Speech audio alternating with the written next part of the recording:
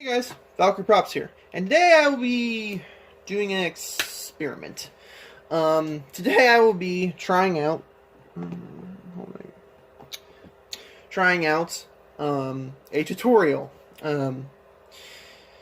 Because I've been actually, even though my channel is quite tiny, I've been requested a tutorial, and today will be my test on how I go about this process of doing a tutorial.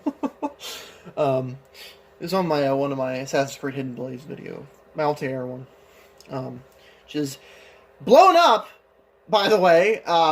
Thank you to everyone who's viewed and liked, and jeez, I didn't expect that video to go. Dang, for a small channel like me, that's pretty amazing. I'm flabbergasted, so I'm humbly thanking you for watching that video. But anyway, today we'll be doing. There's tons of already videos about doing this sort of thing, but I thought, why not throw my hat into the ring and try it out, and try out this tutorial format, and try to get how I would want to do this kind of videos in the future for future things. So today we will be painting and making look better the Scout Trooper, the Nerf Scout Trooper EC-17 Blaster pistol. Now, of course, this is a box, by the way. You can get this on Target, Big Bad Toy Store, Entertainment Earth, kind of everywhere. But I'll be taking this and making it look realistic. Now, I'm saying this just to get it out of the way. After I'm done with it, it will no longer be able to shoot Nerf darts. It will be a strictly prop, so that makes all of the Nerfers who hate black blasters happy. Also, the scope is not attached because I don't think I'd be able to get this off without possibly breaking it if it's already on. So yeah. So first things, gotta open it. I already took the screws out of this, and so get this thing open and whatnot. So let's get that done. I just figured out that this screw right here is attached to this. Huh. Okay. I guess I'll take those off. I don't know. Okay, I think I got the screws out. Yeah. Just the inside of this looks like. I'm actually very curious. Oh, don't tell me that. Is the front solvent molded? Oh, no, it's not. Okay. Ah! Fairly simple, actually. And since I'm not going to be keeping this... Ooh, oh, that makes my life so much freaking easier. I thought that too was connected to that. This is a whole... Whoa. Okay, that's actually really interesting plunger tube setup. I'm a Nerf nerd. I'm in the Nerf community. So, for all this, if you watch this for the frickin' tutorial, probably don't care this. This is actually interesting plunger setup. Like that. Put a dart in here. Oh, that's the spring.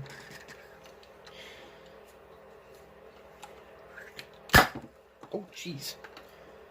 So yeah, I'll take this back piece off because this is going to be in the back of the gun. I'm going to cover that and glue it down. But other than that, everything else...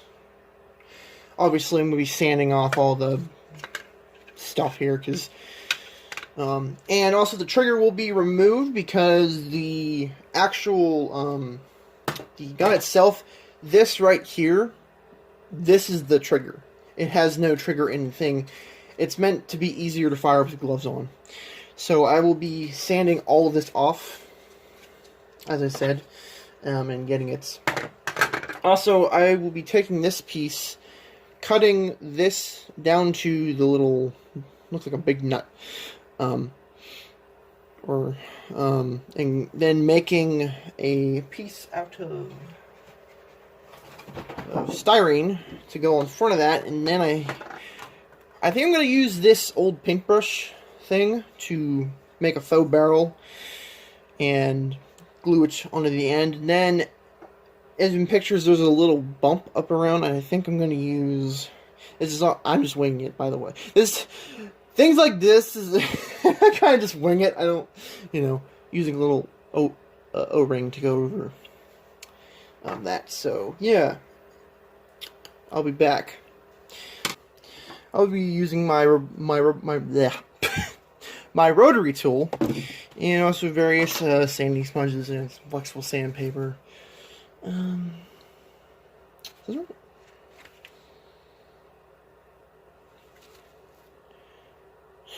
Focus, come on.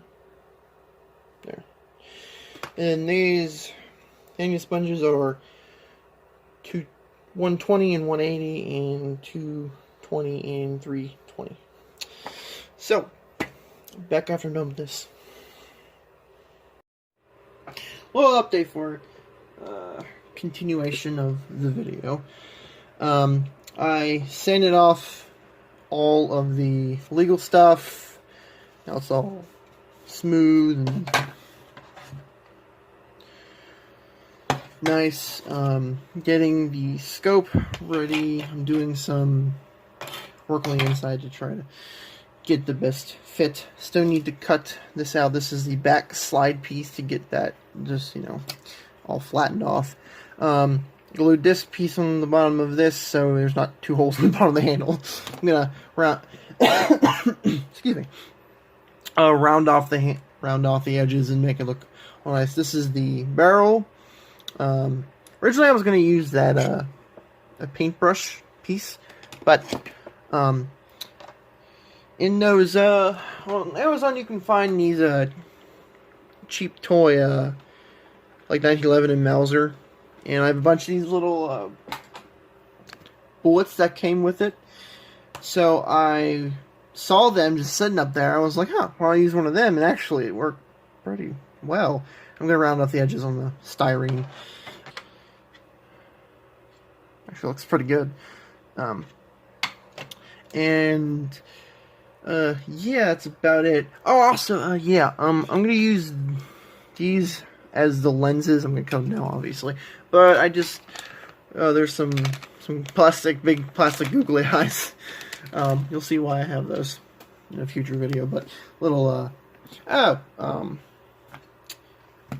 just went for the sanding. If you're wondering, I went 120, then 180, and 220. 220 to 320, and then I finish it up with this sanding pad. Also, if you're sanding with any contours, like it's not all flat, get a flexible sanding pad. It just makes all the difference.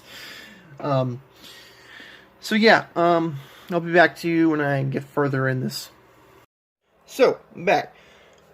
All painting, spray painting at least is done. I'm going to work on putting the lenses, or just circle pieces of plastic, inside the scope, which I gotta probably grind down at least the first thread on both sides to get that looking proper. Then I'm going to be doing the silver dry brushing, then the weathering. I'm going to be doing a brown wash, because a black wash obviously wouldn't do anything. But, since, these guns are in the boot that run through, the mud and stuff like that, I'm going to be doing a brown wash. I wanted to give it some, dirt and weathering along with the silver dry brushing. So, yeah, let's get on that. Alright. Pretty much everything is done. Everything is together. The scope is all together. It has some lenses in it. Those are not going to be permanent, but they're just kind of what I had, working with. Now we're going to do the dry brushing, and making this look more, you know, more worn, and then we're going to do the final brown wash to get it to fullest. I'm going to be using this. This is a folk art metallic sterling silver as our silver. You can use any silver paint really. And basically all you really do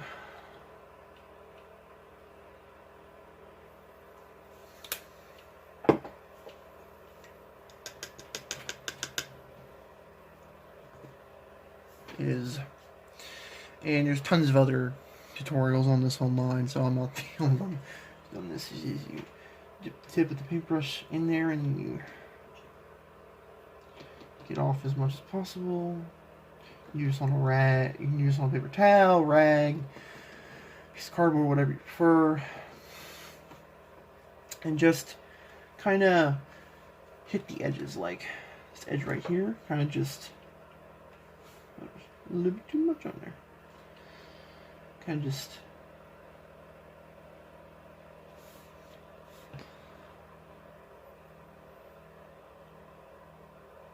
and don't be, you know, all nice and neat about it. You can be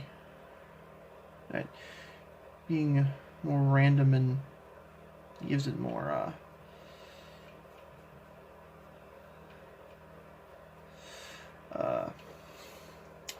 realistic look to it.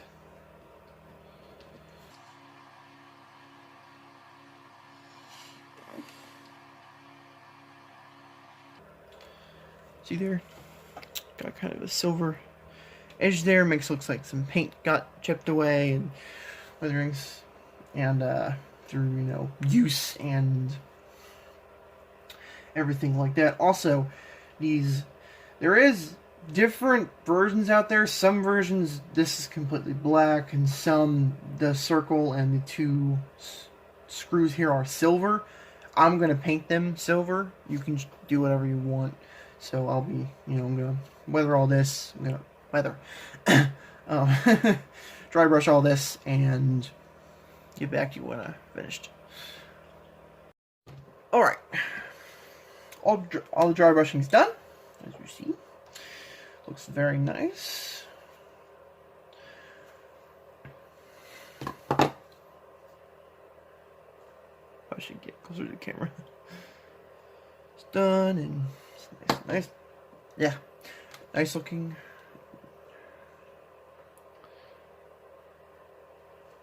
So now is the final step, which is to do weathering.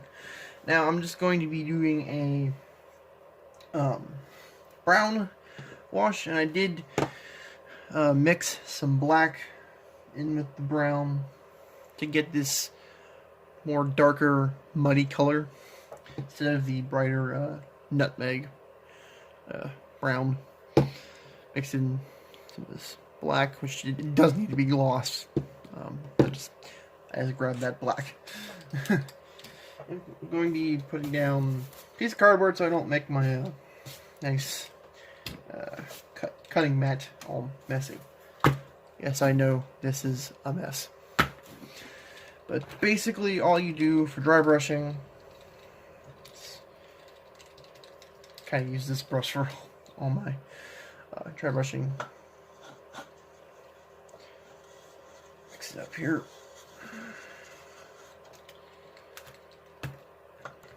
Okay. Now all you do is you just kind of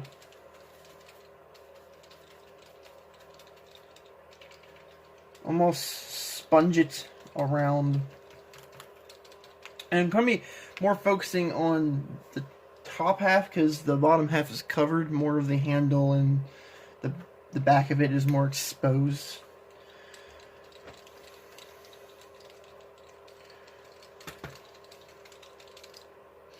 So I have this. So I have the thing down there, sort of dropping. Then you take any, you know, napkin, paper towel, rag, anything, and just wipe it on off. and it'll stay in the recesses, but the stuff on the top, see, it's all down there in the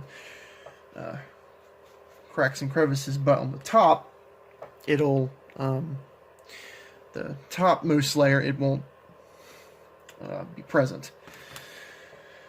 So, I just do this for the rest of the gun, and then, boom. Oh, man. So, back when I'm done with that. And it's done! Couple notes about the weathering. Depending on how weathered you want it, just do multiple coats until you get to your desired appearance. See, I did that. I don't have the best lighting here, but yeah, you can probably see some of the brown in there. And now to attach this, which maybe this isn't a good idea, but we'll see. Find out. It didn't click in; it just kind of went on, and probably never coming off again. But there we go. Finished Scout Trooper. I forgot the freaking name. EC-17. There we go. And actually, it came out pretty good. I'm very, very happy with how it came out. Also, yeah, I decided not to put the L-ring on the front. I think it looks fine without it. I mean, it's only a slight indent like it's kind of slanted. It's only a slight, so I think it'll be fine. But yeah, so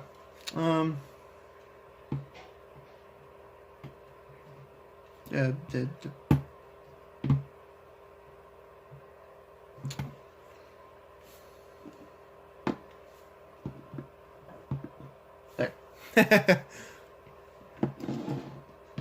Frame. There we go. So, if you enjoyed this video, please, like and comment. Any other questions about what else I did with this, please let me know, and I'll answer them to the best of my abilities. And there will be more tutorials in the future, and I hope this one, so far of what I've seen, it looks pretty good, better than I expected.